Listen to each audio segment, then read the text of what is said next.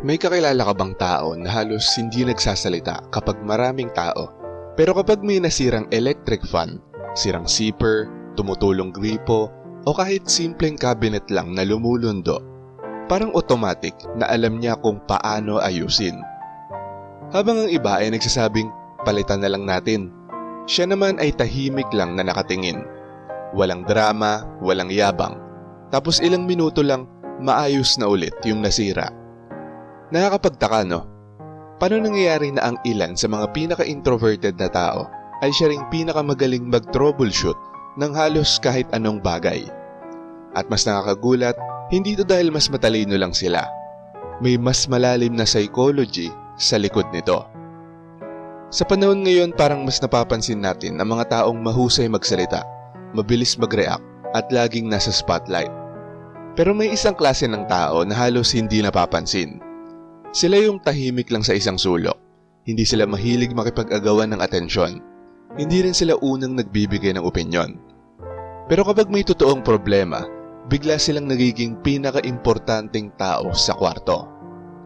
May computer na hindi gumagana, printer na ayaw mag-print, door lock na biglang nagloko, bisikletang may kakaibang tunog, o kahit simpleng remote control lang na akala ng lahat ay sira na. Sila ang kadalasang nakakahanap ng solusyon. At ang mas interesting, hindi nila ito ginagawa para mapuri. Hindi rin para sabihin ng iba na ang galing mo. Para sa kanila, may natural na instinct na nagsasabing may mali rito at gusto kong malaman kung bakit. Sa video na to aalamin natin kung bakit maraming introvert ang sobrang metikuloso. Bakit tila may built-in detective mode sila kapag may sirang bagay. At bakit ang ugaling ito ay konektado sa paraan ng pag-iisip nila. Pero warning lang, habang tumatagal ang video, baka unti-unti mong ma-realize na hindi lang pala sila mahusay mag-ayos ng mga gamit. Mahusay din silang magbasa ng mundo sa paraang hindi agad napapansin ng marami.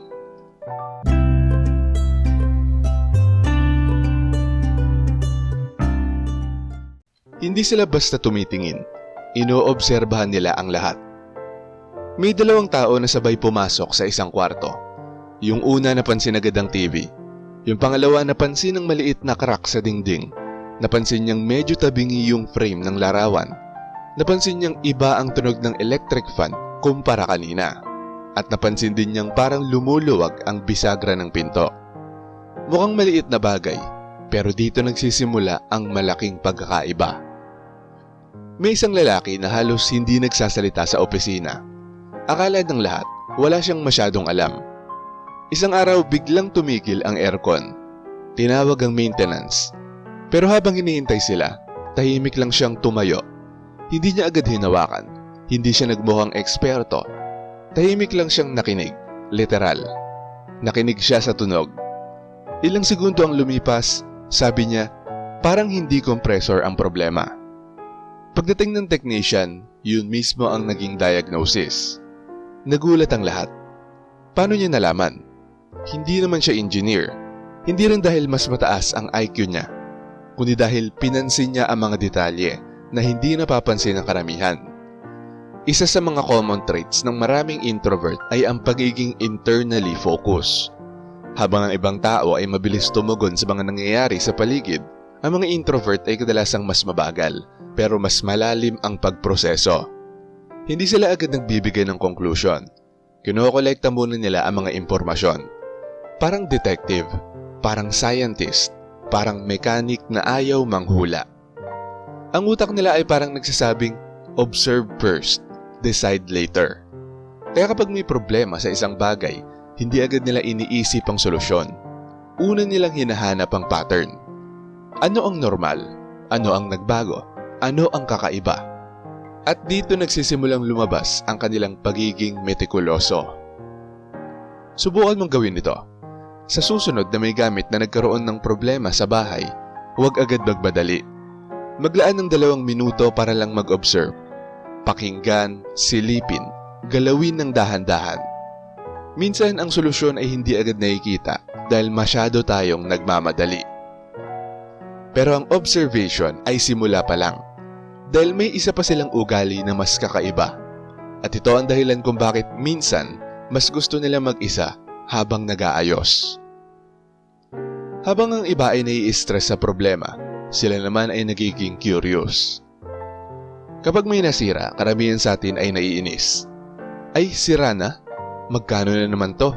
Sayang. Pero napansin mo ba ang reaksyon ng isang taong mahilig mag-ayos? Imbis na mainis, parang mas lalo silang nagiging interesado. May blender na biglang tumigil. Lahat sa bahay ay sigurado. Sira na yan. Pero yung tahimik na kapatid, hindi agad pumayag. Tinanggal niya yung plug. Nilinis, inikot, binuksan. Tahimik lang. Halos 1 oras siyang nakaupo. Walang nagsasalita. Pagkatapos, bigla itong umandar ulit. Ang tanong, paano niya nagawang maglaan ng 1 oras sa bagay na sinukuan na ng iba? Hindi dahil gusto niyang makatipid. Hindi rin dahil ayaw niyang bumili ng bago. Ang totoong dahilan ay na-e-enjoy ng isip niya ang paghahanap ng dahilan. Para sa kanya, bawat problema ay parang puzzle. At ang bawat puzzle ay may kwento. Maraming introvert ang may mataas na tolerance para sa deep focus. Kapag interesado sila sa isang bagay, kaya nilang manatili rito ng matagal nang hindi madaling mainip. Ito ang dahilan kung bakit madalas silang mahusay sa troubleshooting. Hindi sila naghahanap ng mabilis na sagot. Hinahanap nila ang tamang sagot at malaking kaibahan yon. Habang ibang tao ay naghahanap ng shortcut, sila ay naghahanap ng explanation. Hindi sapat na gumana ulit. Gusto nilang malaman kung bakit ito nasira at paano ito maiiwasan sa susunod. Kaya kapag may problemang gusto mong solusyonan, hindi lang sa gamit kundi pati sa buhay, subukan mong tanungin ang sarili mo. Hindi lang paano ko ito aayusin, kundi bakit ito nangyari. Madalas ang totoong solusyon ay nasa ugat ng problema, hindi sa sintomas. Pero ito nakakagulat. May dahilan kung bakit maraming introvert ang halos allergic sa salitang pwede na yan. At dito lalo silang naiiba sa karamihan. Hindi sila perfectionist dahil gusto nilang magyabang. Perfectionist sila dahil napapansin nila ang mga maliliit na mali. May 2 taong nag-assemble ng mesa. Pareho namang matibay, pareho namang gumagana. Pero habang ang isa ay satisfied na, yung introvert ay biglang magsasabi ng parang medyo tabingi. Karamihan, hindi yun mapapansin kahit 1 linggo na nilang ginagamit. May isang empleyado na laging huling umuwi. Akala ng mga katrabaho niya mabagal lang talaga siya. Hanggang isang araw napansin ng boss na halos wala siyang kailangang ipaulit. Habang ang iba ay mabilis matapos pero maraming corrections, ang trabaho niya ay halos diretso ng approve. Hindi siya pinakamabilis pero siya ang pinaka-consistent. At doon nila naintindihan, hindi pala siya mabagal, mas maingat lang talaga siya. Kapag sanay ang isip sa pag-detect ng mga maliliit na detalye, nagiging mahirap baliwalain ang mga ito. Hindi dahil gusto nilang maging mahirap na katrabaho, hindi dahil gusto nilang kontrolin ang lahat, kundi dahil sa isip nila, kapag may maliit na mali ngayon, posibleng maging malaking problema ito bukas. Ito rin ang dahilan kung bakit maraming introvert ang mahilig mag-double check, mahilig mag-test, mahilig mag-review. Hindi dahil wala silang tiwala sa sarili, kundi dahil alam nilang ang pinakamalaking problema ay madalas nagsisimula sa pinakamaliit na pagkakamali. Minsan hindi kailangan ng mas maraming talento, kailangan lang ng mas maraming atensyon. Kapag natuto kang pahalagahan ang mga maliliit na detalye, mapapansin mong mas kaunti ang problema sa huli. Hindi dahil naging perpekto na ang buhay, kundi dahil natutunan mong makita ang mga bagay bago pa sila lumaki. Hanggang ngayon parang simpleng pagiging observant pa lang ang pinag-uusapan natin. Pero sa susunod na bahagi, malalaman mo kung bakit maraming introvert ang tila kayang kausapin ang mga bagay na hindi nagsasalita. At bakit ang katahimikan nila ang mismong dahilan kung bakit nakakahanap sila ng solusyon na hindi nakikita ng karamihan. Doon magsisimulang magbago ang paraan ng pagtingin mo sa salitang metikuloso. Isipin mo ito. May 2 tao na parehong tumitingin sa isang sirang orasan. Ang una ang iniisip agad, sira na yan. Yung pangalawa naman tahimik lang, tinitignan ng bawat galaw ng karayom, pinapakinggan ng tunog, iniikot ng dahan-dahan, at maya-maya parang may nakita siyang hindi nakita ng iba. Ang tanong, ano ba talaga ang naiiba sa paraan ng pag-iisip nila? Dito na nagsisimulang maging mas malalim ang psychology. Tahimik sila, pero napakaingay ng isip nila. Kapag sinabi nating introvert, madalas iniisip ng mga tao na mahiyain sila, na ayaw lang nilang makipag-usap, na gusto lang nilang mapag-isa. Pero ang hindi alam ng karamihan, hindi tahimik ang isip ng isang introvert. Sa katunayan, minsan, sobrang daming tumatakbo sa isip nila, kaya mas pinipili nilang huwag nang magsalita hanggat hindi pa buo ang iniisip nila. May isang ama na kilala sa pamilya bilang Mr. Silent. Kapag may family gathering, bihira siyang magsalita. Hindi siya mahilig makipagdebate. Hindi rin siya laging nagbibigay ng opinyon. Pero isang gabi, biglang nawalan ng ilaw ang kalahati ng bahay. Nagpanik ang lahat. May nagsabing baka kailangan ng tawagan ang electrician. May nagsabing baka malaki ang magiging gastos. Habang nag-uusap ang lahat, tahimik lang siyang kumuha ng flashlight. Isa-isang chinek ang breaker. Sinundan ng mga linya. May ilang minutong katahimikan. Pagkatapos, isang maliit na switch lang pala ang hindi nakalak ng maayos. Pagbalik ng ilaw, lahat natuwa. Pero siya, bumalik lang ulit sa upuan niya na parang walang nangyari. Ito ang isang bagay na madalas hindi napapansin. Habang ang ibang tao ay iniisip kung ano ang sasabihin, ang mga introvert ay iniisip kung paano gumagana ang sitwasyon. Hindi agad sila nagre-react. Nag-a-analyze muna sila. Isa itong uri ng mental stimulation. Parang sa isip nila, paulit-ulit nilang pinapatakbo ang iba't ibang posibleng dahilan ng problema. Kung ito ang sira, ano ang magiging epekto? Kung ito naman ang dahilan, bakit ganito ang resulta?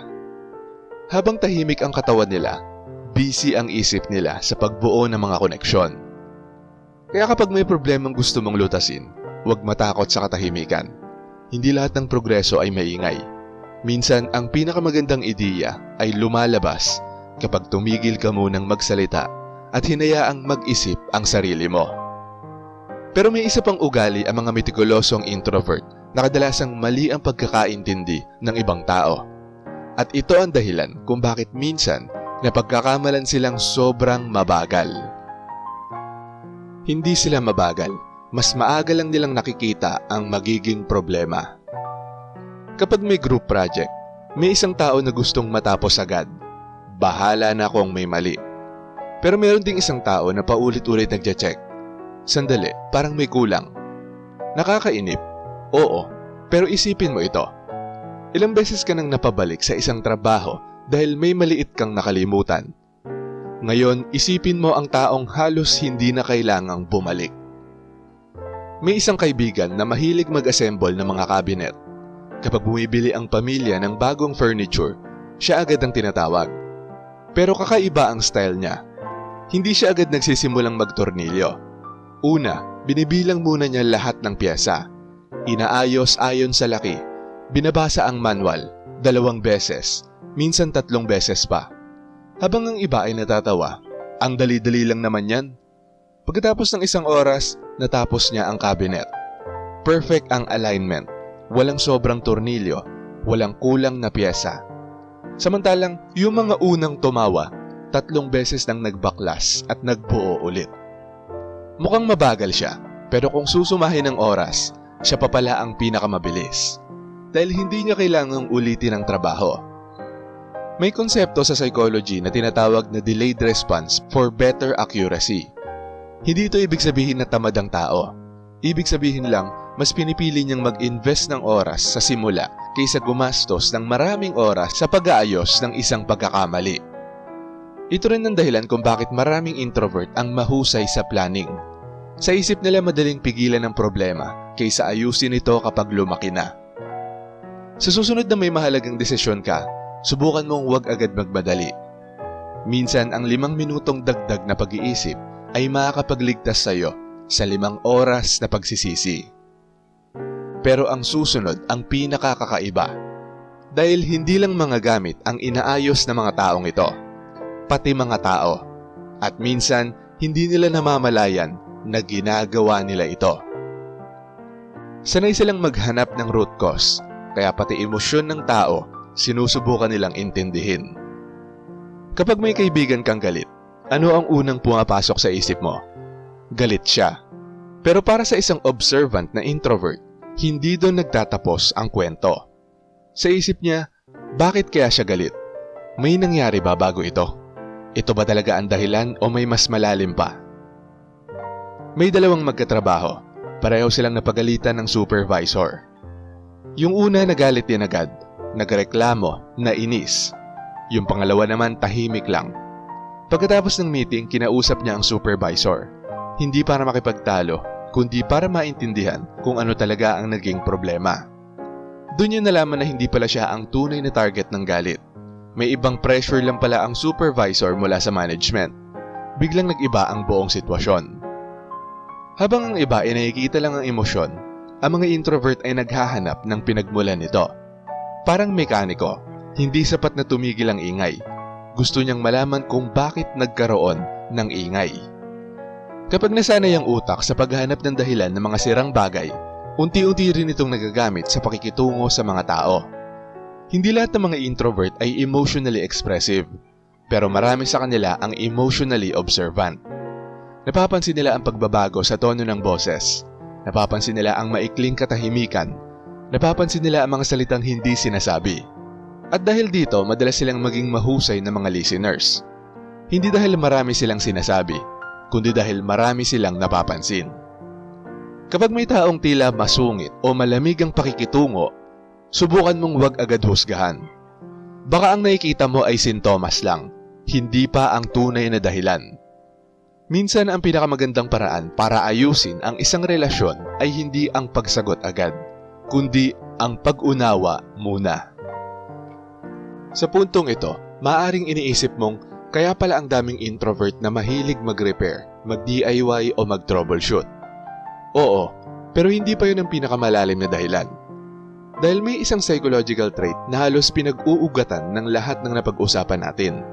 Observation, patience, attention to detail, curiosity, deep focus, lahat ng yon parang magkakahiwalay na piraso ng puzzle. Pero may isang pirasong nagdurugtong sa kanilang lahat. At kapag naunawaan mo ang trait na yon, may intindihan mo kung bakit may mga taong kahit walang formal training, parang natural na nakakahanap ng solusyon sa halos anumang bagay. At ang mas nakakagulat, hindi lang ito tungkol sa pag-aayos ng electric fan, cabinet, computer o appliances. Ito rin ang dahilan kung bakit maraming introvert ang kayang buuin muli ang sarili nila pagkatapos ng matitinding pagsubok sa buhay. At yon ang pinakamahalagang insight sa buong video na to. Ang pinakamagaling mag-ayos ng mga bagay ay kadalasang matagal ding inayos ang sarili nila. Ito marahil ang pinaka-importanting psychology sa buong video. Hindi lahat, pero napakaraming introvert na sobrang metikuloso ay may isang bagay na pareho. Hindi sila ipinanganak na ganun. Natutunan lang nila yon. At kadalasan, nagsimula ito sa mga karanasang hindi nakita ng ibang tao. May isang batang mahilig magbaklas ng laruan. Hindi dahil gusto niya itong sirain, kundi dahil gusto niyang maintindihan kung paano ito gumagana. Pero habang lumalaki siya, hindi lang laruan ang pinag-aaralan niya. Pinag-aaralan niya rin ng mga tao. Bakit biglang nagagalit ang tatay niya? Bakit tahimik ang nanay niya kapag may problema? Bakit may mga taong iba ang sinasabi kaysa sa tunay nilang nararamdaman? Unti-unti, nasanay siyang mag-observe kaysa mag-react. Nasanay siyang makinig kaysa magsalita. Nasanay siyang mag-isip muna bago kumilos. Lumipas ang maraming taon. Kapag may nasirang gamit, hindi siya agad nagpapanik. Kapag may problemang dumating, hindi na siya agad sumusuko. Dahil sa isip niya, may dahilan ito. At kung may dahilan, may paraan. Akala ng karamihan, mahusay lang siyang mag-repair ng mga gamit. Pero ang hindi nila alam, mas marami siyang panahong ginugol sa pag-aayos ng sarili niyang isip. May mga gabing siya lang ang kausap ng sarili niya. May mga pagkakataong wala siyang mapagsabihan. May mga problemang kinailangan niyang lutasin ng mag-isa. At sa bawat problemang nilampasan niya, may natutunan siyang pattern. May natutunan siyang proseso. May natutunan siyang pasensya. Kaya nang dumating ang susunod na problema, hindi na siya agad natatakot. Hindi dahil madali ang buhay, kundi dahil alam niyang halos lahat ng problema ay may simula. At kung may simula, may paraan para maunawaan at malutas. Sa psychology, ang paulit-ulit na pagharap sa mga challenge ay maaaring mag-develop ng resilience, analytical thinking at emotional regulation. Sa halip na kontrolin sila ng emosyon, natututo silang kontrolin ang paraan ng pagtingin nila sa sitwasyon. Kapag may nasira, hindi agad nila iniisip, tapos na. Mas madalas nilang itanong, ano kaya ang kulang? Ano ang unang dapat tignan? Ano ang hindi pa natin naiintindihan? At mapapansin mo, hindi lang ito applicable sa mga appliances. Applicable din ito sa career, sa negosyo, sa relasyon, at maging sa sariling buhay. Kapag ang mindset mo ay sanay maghanap ng root cause kaysa sisihin ng sitwasyon, mas nagiging kalmado ka sa gitna ng kaguluhan. Sa susunod na may problemang dumating, subukan mong baguhin ang unang tanong mo. Imbis na, bakit nangyari ito sa akin? Subukan mong itanong, ano ang sinusubukan nitong ituro sa akin? Napakalaking pagbabago ng mindset yon. Dahil mula sa pagiging biktima ng sitwasyon, nagiging estudyante ka ng sitwasyon. At doon nagsisimula ang tunay na paglago. Isipin mo ang isang lumang relo. Maraming taon na itong hindi gumagana. May mga gasgas, may kalawang, at halos lahat ng tumingin dito ay iisa ang sinabi. Palitan na lang natin. Pero may isang tao, tahimik lang siyang umupo. Dahan-dahan niyang binuksan ang likod ng relo. Isa-isang nilinis ang bawat maliit na piyesa. May ilang bahagi na inayos, may ilang bahagi na binago, may ilang bahagi na inayos lang ang pwesto. Mahigit isang oras ang lumipas. Pagkatapos, biglang umandar ulit ang relo. Napangiti ang lahat. Akala nila relo lang ang inayos. Pero ang totoo, may isa pang bagay na napatunayan. Hindi lahat ng mukhang sira ay sirang-sira na. Minsan, may mga bagay lang na naghihintay ng taong may sapat na tiyaga para maintindihan sila. At ganoon din ang maraming introvert. Hindi sila agad humuhusga. Hindi sila agad sumusuko, hindi sila agad nagpapalit. Sinusubukan muna nilang umunawa. Sa huli, ang pagiging metikuloso ng isang introvert ay hindi lang simpleng ugali. Hindi rin ito tungkol sa pagiging perfectionist, at lalong hindi ito tungkol sa pagiging mahilig lang mag-DIY o mag-repair. Isa itong paraan ng pagtingin sa mundo. Habang ang karamihan ay nakatingin sa resulta, sila ay interesado sa proseso. Habang ang iba ay nakikita ang problema, sila ay naghahanap ng pattern. Habang ang iba ay gustong matapos agad, sila ay gustong maintindihan muna. At marahil yun ang dahilan kung bakit marami sa kanila ang kayang mag-ayos ng mga bagay na akala ng iba ay wala ng pag-asa. Dahil naniniwala silang ang bawat problema ay may kwento, at ang bawat kwento ay may dahilan. Kapag naunawaan mo ang dahilan, mas madali mong makikita ang solusyon. Kaya kung may isang mensahe kang matututunan mula sa video na to, sana ito yon. Hindi lahat ng tahimik ay walang iniisip. Minsan sila pa ang pinakamasusing nagmamasid. Hindi lahat ng mabagal ay nahuhuli. Minsan sila pa ang unang nakakita ng tamang direksyon. At hindi lahat ng mahusay mag-ayos ng mga bagay ay ipinanganak na ganon. Marami sa kanila ang natutong maging matyaga, mapanuri at matatag dahil mismo sa mga hamon na pinagdaanan nila. Ngayon naman gusto kong marinig ang pananaw mo. May nakilala ka na bang taong tahimik pero tila kayang ayusin ang halos kahit anong bagay? O baka ikaw mismo ang ganon, mas komportable sa pagmamasid kaysa pagsasalita at mas interesado sa pag-unawa kaysa sa mabilis na paghusga? I-share mo naman ang karanasan mo. Baka ang kwento mo ang makatulong sa ibang taong ngayon pa lang nagsisimulang maunawaan kung bakit ang katahimikan, pagiging mapanuri at pagiging maingat ay maaaring maging isa sa pinakamalakas na uri ng talino. Shoutout sa mga nanood ng may 6 na levels ang pag-iisip ng mga matalinong introvert. Shoutout kay Marie the Lightworker. Sabi niya, "Hello po Sir AP. A pleasant evening sa iyo at sa lahat ng mga introverts dyan. Kailangan maging wise sa lahat ng levels. Paglikha ng mga ideya, dito nabubuo ang mga inobatibong ideya at solusyon sa problema dahil sa oras na inilalaan sa pag-iisa at pag-iisip. Maraming salamat po Sir AP at God bless everyone." Sabi naman ni The Idol, "Good evening po sa lahat ng manonood. Thanks for another meaningful explanation Sir AP. Tayong mga introvert ay likas na talagang matanong at tila bang gusto natin intindihin palalo ang mga bagay-bagay na hindi natin lubos na iintindihan. Kaya mas madalas, ang unang salita na binibigkas natin ay bakit.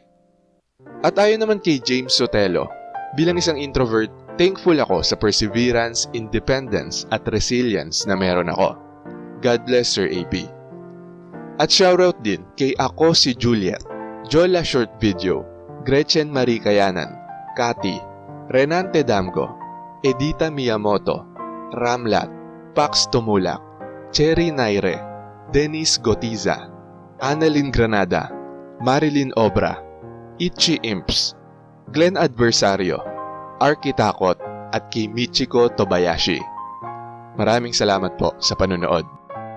Kung gusto nyo ding ma-shoutout, mabati o mabasa ang comment nyo, mag-comment lang sa latest video rito sa channel na to at pipili kami doon ng mga isi-shoutout at babasahin para sa susunod na upload. Kung nagustuhan mo ang video na to, huwag kalimutang mag-like, i-share to sa iba at mag-subscribe na kung hindi ka pa nakasubscribe. Maraming salamat at see you next time.